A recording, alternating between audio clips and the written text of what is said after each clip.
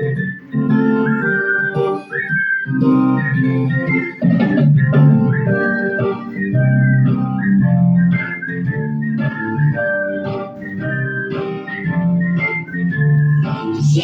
sizlere kolayca hoş bir bilmece saklıyor onu içinde.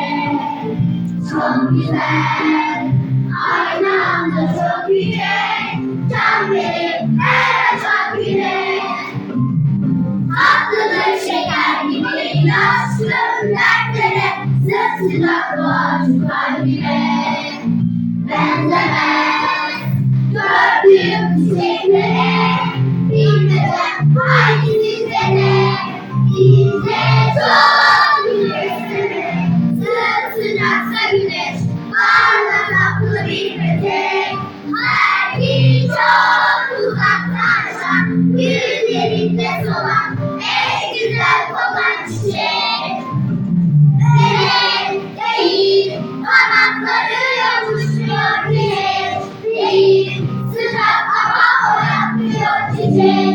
Değil, çiçek gibi o solmuyor. Değil, değil, değilse bilmeden nedir?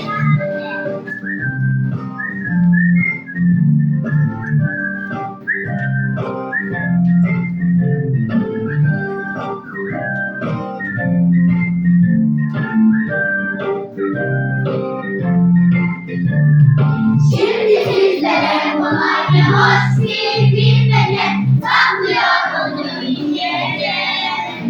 Çok güzel, aynı anda çok yüce, can verir her açan güne.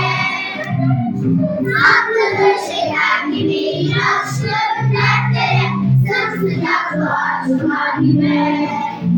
Benzemez gördüğüm çiçeklere, bilmeden haydi sizlere. Bize çok güneşleri, sıcaksa güneş, parla tatlı bilmece. Belki çok uzaklardan, yüzlerinde solan, en güzel kokan çiçek. Melek değil, kanatlarıyla uçmuyor güneş. Değil, sıcak ama o yakmıyor çiçek. Değil, çiçek gibi o solmuyor. Değil, değil, değilse bilmeden.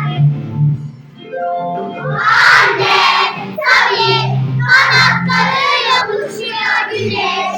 Değil, sıcak ama o yakmıyor çiçek. Değil, çiçek gibi o solmuyor.